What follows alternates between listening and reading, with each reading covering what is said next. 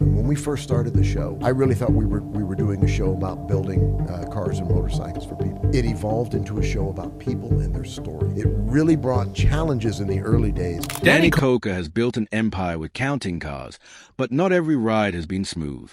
Some employees didn't just leave.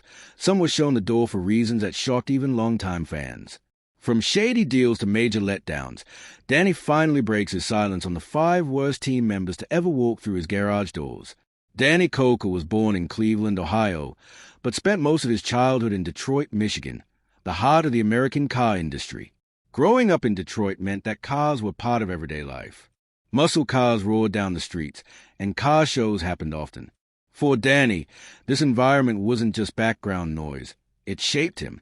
His father, Danny Koker Sr., had a big impact on his life. A talented musician who toured with famous groups like the Cathedral Quartet, he filled the house with music. But he was also a car lover, and that passion passed down to Danny at an early age. As a teenager, Danny spent most of his free time around cars, getting his hands dirty under the hood. He fixed up old vehicles and brought them back to life while other kids focused on video games or sports. His love for old-school muscle cars, choppers, and hot rods only grew stronger over the years. While his passion for cars started young, it would take years before he found his true calling. In the early 1990s, Danny moved to Las Vegas. Alongside his love for cars, he also had an interest in entertainment. He became a local TV personality known as Count Cool Rider, hosting a late-night horror movie segment where he dressed like a rock and roll vampire and introduced old horror films. Cheesy, over the top, and packed with personality, the show made him a small cult icon in Vegas. But while Count Cool Rider got laughs, Danny never stepped away from cars. He opened a custom shop called Count's Customs, originally to take care of his personal collection. Over time, people began to notice his one-of-a-kind builds. Danny didn't just restore cars, he transformed them, blending respect for the classics with bold, rebellious touches. Flame paint jobs, low-slung stances, and roaring engines became part of his signature. Word spread quickly in the Vegas scene, and soon celebrities, collectors, and car lovers began flocking to Count's Customs to get a piece of Danny's magic. He wasn't a trend follower, he made his own rules, and people respected that. Danny's reputation was building one car at a time, but fame was still far away until he got a phone call that would change everything. His big TV break came through another hit show, Porn Stars. Since Count's Customs was located not far from the famous gold and silver pawn shop, Danny began appearing on the show as an expert on cars and motorcycles. Whenever the Porn Stars team needed advice on a vehicle, they called in Danny. His knowledge, charm, and no-nonsense style made him a fan favorite, and producers quickly noticed.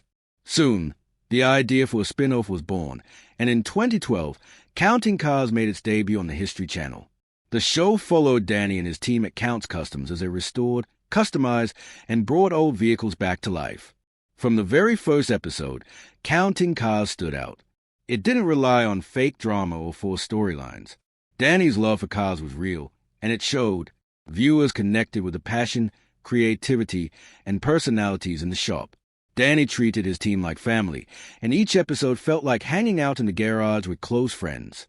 By the 3rd season, the show had become one of the most popular automotive series on TV, with millions tuning in to see what Danny and his crew would build next. The cars were always impressive, but the heart of the show was the people, the jokes, the bonds, the tension, and the triumphs. The success of Counting Cars turned Danny into a household name. He wasn't just a car guy anymore. He was a TV star, businessman, and a symbol of old-school values in a fast-moving world. Still, he never let fame change him too much. He stayed close to his roots, both in music and in cars. He even expanded his brand by opening Count's Vamp Rock Bar and Grill, a Las Vegas music venue where he blended his two biggest loves, music and motorcycles. While juggling his businesses, he continued building custom cars, touring, and making appearances. Even with the spotlight shining brighter than ever, Danny stayed focused on what mattered most, building cool rides and staying true to his vision. With a team of trusted mechanics and artists, Counting Cars became something truly special. But success came with a price Danny never saw coming. Behind the cameras, problems were already beginning to surface that would test everything he had worked for. While counting cars looked smooth on TV, the reality inside Count's Customs was often far more complicated. Builds that seemed quick and easy on screen were, in real life, slow, detailed, and sometimes frustrating. A single car restoration could take weeks or even months, yet the show had to condense the process into just 30 minutes of television. The stress, pressure, and behind-the-scenes conflict became part of Danny's world, something fans never saw on screen. Parts need to be ordered, and some of them are rare while others take forever to arrive. The team has to take cars apart, fix what's broken, and sometimes even start over if something goes wrong. They also have to paint, polish, test the engine, and make sure everything runs the right way. All that work has to fit into a short episode. The TV crew films for days just to get enough footage, and then editors cut it all down to fit into one quick story. That means the audience never truly sees how much effort goes into each car. Danny Koker is very serious about the quality of every build. He does not let sloppy work slide. If the paint looks off, he sends it back. If the engine sounds strange, it has to be checked again. He wants every car to be perfect, and that adds even more pressure to the team. The crew has to meet real deadlines while also keeping the show entertaining, which is hard to balance. Some days, the team worked long hours just to keep up. That kind of pace wore people down. The pressure of TV production was tough, but it was nothing compared to what fame would eventually do to the team. When the show started, Count's Customs was a small shop. The workers were like a close family. They laughed, teased each other, and loved cars. That feeling stayed strong for a while, but once the show took off, everything changed. The shop became famous overnight. Tourists from all over the world started showing up, hoping to see the shop, meet the crew, and take pictures. Some fans waited outside all day, while others knocked on the doors while the team was trying to work. At first, it felt nice to be loved, but over time, it became a problem. The shop wasn't just a business anymore. It was a tourist stop. The noise, the photos, and the questions slowed everything down. Fame also changed how some of the team acted. When the TV cameras started rolling, a few workers behaved differently. Some liked the spotlight too much, while others wanted more credit, or more money. Ego became a problem, and tension grew between co-workers who had once been close friends. Danny had to deal with all of it. He was the boss, the face of the show, and a builder with high standards. But now he also had to manage the pressure of TV production, fame, and growing business needs. It was a lot for one man to carry. As the shop's popularity grew, Danny opened other businesses, including a rock bar, branded merchandise, and public appearances. That added even more to his plate. Legal problems soon followed. A few former workers filed lawsuits, claiming they were owed money or treated unfairly. These legal battles added stress and distracted Danny from the shop. He also had to make sure new contracts were in place to protect his name and brand. What had once been a group of people building cars for fun now became a structured business where employees had to follow rules, sign papers, and act a certain way on camera. By season 3 or 4, the team was no longer the same. Some faces disappeared, some left quietly, and others were fired after arguments or drama. While the show didn't reveal much of this, fans noticed the changes. Danny stayed focused on cars, always believing in doing things the right way. But even he had moments when the pressure weighed heavily on him. He was running a business, leading a team, keeping fans happy, and protecting the quality that made Count's Customs famous. Fame had changed everything, and not always for the better. Some of the people Danny trusted most ended up betraying him in ways that shocked even longtime fans. One of the biggest behind-the-scenes scandals in Counting Cars history came from someone most viewers never even saw on screen, Joseph Frontiera. Joseph worked as a company's bookkeeper, handling money, paying bills, managing payroll, and tracking business expenses. At first, everything seemed fine, and Joseph was trusted with a lot of responsibility. But over time, strange things started happening with the shop's finances. When Danny and his team looked deeper, they uncovered something serious. Joseph had stolen more than $75,000 from Count's Customs. The way he did it made things even worse. Joseph used company funds to pay for personal luxuries, including a down payment on a Range Rover. He also used the money to pay for airline tickets and personal travel. This wasn't a mistake. It was intentional. He knew exactly what he was doing, and the discovery stunned both Danny and fans who later learned of the betrayal. To pull it off, Joseph Frontiere even forged Danny Koker's signature. He created fake records to cover up what he had taken. When Danny and the team found out, they were furious. This wasn't just a small error or a slip-up, it was a betrayal. The money that could have gone into builds, payroll, or business needs was instead spent on luxury items by someone who was supposed to protect the shop's finances. In 2016, Counts Customs took legal action, filing a lawsuit not only against Joseph but also against the staffing agency that had placed him, Randstad USA. The shop claimed the agency had failed to properly check his background. The case was messy and went public, shocking fans when the details came out. By the time the news broke, Joseph was already gone from the show. In fact, he had disappeared from episode without explanation, no on-air drama, no farewell scene. He was simply gone. Now viewers knew why. He had left behind a trail of missing money and broken trust. After the lawsuit, Joseph vanished from the spotlight completely. He never spoke out publicly, and there were no major updates about him. As far as fans know, he has stayed off the grid, no social media, no interviews, no TV appearances. It was as if he disappeared after getting caught. His actions left a lasting impact on the shop. Danny became more careful about who he trusted behind the scenes, and the team tightened controls on money and paperwork. It was a hard lesson to learn. Joseph may not have turned wrenches or painted hot rods, but his theft caused just as much damage as a busted engine. For fans of counting cars, he remains one of the worst employees in the show's history, even if most never saw him on screen. But Joseph's theft wasn't the only financial problem Danny faced. The next employee on the list would cause even bigger headaches, though in a very different way. Scott Jones was one of the first faces fans saw when counting cars began. He was a shop manager and also helped with the books, working behind the scenes to keep things organized, budgets tight, and deadlines on track. While Danny was a creative force in the face of the show, Scott was the one who made sure business came first. From the very first season, viewers noticed Scott's strong personality. He was blunt, serious, and didn't hold back. His main job was to keep money from being wasted, and that often put him at odds with Danny. Danny had big dreams for builds and sometimes wanted to push the limits.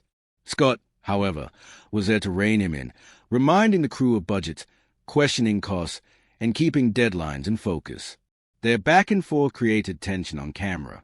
Some fans found their clashes entertaining, while others thought it revealed a real divide between the two. Their different styles were clear in nearly every episode during the first 2 seasons. Then, suddenly, Scott was gone. After season 2, he disappeared from the show with no big farewell, no explanation. One day he was managing builds and crunching numbers, and the next he was nowhere to be seen. Fans quickly noticed and began asking questions. Rumors spread online. Some claimed he was fired for financial mismanagement, while others believed there was deeper conflict behind the scenes. None of those claims were ever proven, and the show never directly addressed his departure. The truth, according to later reports, was far simpler. Scott had moved to Tennessee for personal reasons. He wanted to be closer to his family, and the decision wasn't about money or drama but about life priorities. Sometimes stepping away has nothing to do with the job, and everything to do with what matters most off camera. Since leaving the show, Scott has stayed busy.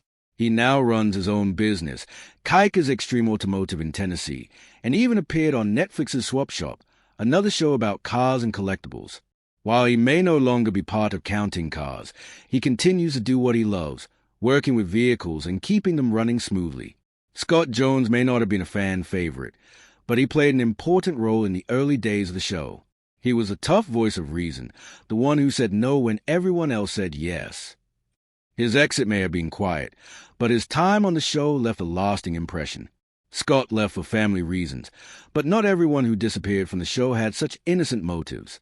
The next story involves someone who fans loved dearly, until they discovered what really happened. Rolly Sabo was one of the most beloved cast members on Counting Cars, appearing from seasons 2 through 6. He worked as a shop's lead detailer, making sure every car leaving Counts Customs looked flawless. But Rolly wasn't admired just for his work. He brought a unique personality to the show. With his thick Hungarian accent, big smile, and endless energy, Rolly stood out. He cracked jokes, danced around the shop, and kept spirits high during long work days.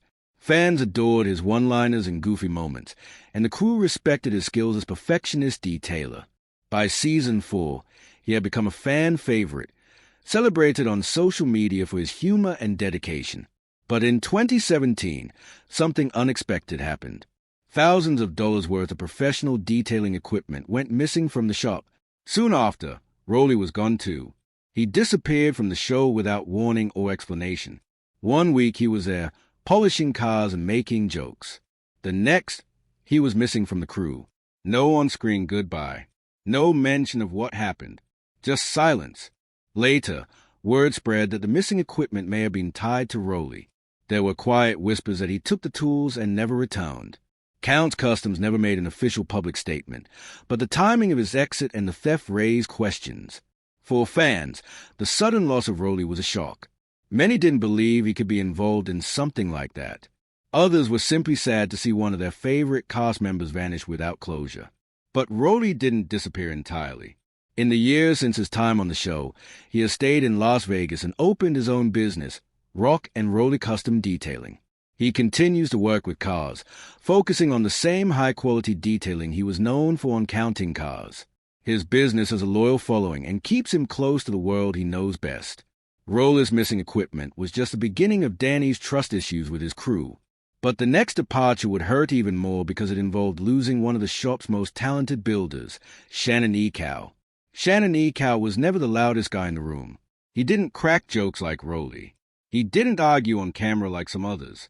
But when it came to building custom motorcycles, Shannon stood in a league of his own. He was calm, focused, and insanely talented. Every line he welded and every bike he touched carried his personal stamp of quality. He was one of the true artists in the shop. As the lead motorcycle builder on Counting Cars, Shannon helped shape some of the most iconic builds on the show. His work was clean, bold, and creative. He didn't rush. He didn't cut corners. He built bikes with soul, machines that looked just as good as they rode. Whether it was a low-slung chopper, a mean street cruiser, or a tribute build with deep meaning, Shannon gave it his all. He came across as a quiet type, but his passion for bikes came through loud and clear. Fans appreciated his steady hands and soft-spoken approach. While others grabbed the spotlight, Shannon was in the background making sure the job got done, and done right. From the early seasons of Counting Cars, Shannon was one of the most consistent members of the crew. He was always there, always building, and always turning out top-notch work.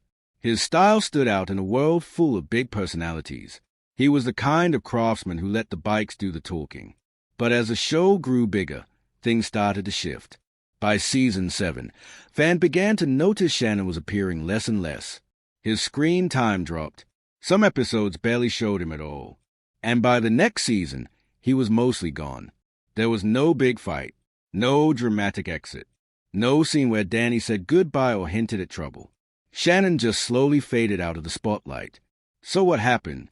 From what's been shared by insiders and longtime viewers, the change came down to creative differences. As Counting Cars grew more popular, the show leaned harder into storytelling and drama, more arguments, more stage tension, more over-the-top moments. That helped boost ratings, but it didn't sit well with everyone, especially someone like Shannon. He had built his life around real work and true craftsmanship. He wasn't there to play a role. He wanted to build great bikes and stay out of the drama. As the cameras focused more on stories and less on builds, Shannon found himself less interested in being part of the show. His quiet style clash with the fast-paced, TV-friendly world Counting Cars was turning into. And instead of complaining or causing a stir, Shannon made a different choice. He stepped away, quietly, just like he had always worked. There was no public statement, no blame, and no hard feelings that were made public. Shannon simply moved on, and he didn't stop building. Far from it. Today, Shannon Ekow is still very much active in the Las Vegas motorcycle scene. He continues to design and build bikes with the same care and skill he's always had. He may no longer be on screen, but his work hasn't slowed down. People in the custom world still know his name, and his bikes still turn heads. In many ways, Shannon represents a different kind of success. He didn't chase fame. He didn't change who he was to stay on camera. He stuck to what he loved, building beautiful machines with his own hands. And when the show no longer matched that mission, he walked away with quiet dignity. Not every departure from Counting Cars ended in lawsuits, stolen tools, or behind-the-scenes drama. Shannon's story is different. It's about staying true to your craft, even when the lights and cameras get in the way. Fans still talk about him. Some say the show lost something when he left, and they're probably right. Shannon brought balance. He brought class. And most of all, he brought real talent that didn't need loud words or wild stories. Shannon walked away with class and dignity, keeping his reputation intact. But our final story shows what happens when ego and creativity clash in the worst possible way. Mike Henry, better known to fans as Horny Mike, was impossible to miss. With his horned helmet, wild mohawks, and bold personality, he brought color, energy, and a lot of fun to Counting Cars. But Mike wasn't just a walking cartoon. He was an artist, a real one, with serious talent and a style all his own. He worked as a lead airbrush artist at Counts Customs, and his job was to turn cars, bikes, and helmets into one-of-a-kind masterpieces. While other crew members handled mechanics and bodywork, Mike brought the final magic touch. Flames, skulls, murals, metallic fades. His work could transform a simple car into something unforgettable. Mike had a background in custom paint and 3D sculpting before joining the shop, and that experience gave him a creative edge. Danny Koker quickly took notice and gave him room to express himself. For a long time, the partnership worked well. Mike's design stood out, and fans loved seeing what wild idea he would come up with next. He quickly became one of the most recognizable faces on the show. His outfits, voice, and art made him a fan favorite. He joked around, added personality, and brought big laughs in every episode. But underneath all the fun was a man deeply serious about his craft, often spending extra hours perfecting every detail. Still, working inside a business like Counts Customs and under the eye of television cameras was not always easy. Mike had strong opinions. His ideas were bold, sometimes a little too bold for what Danny had in mind. Over time, creative clashes started to happen.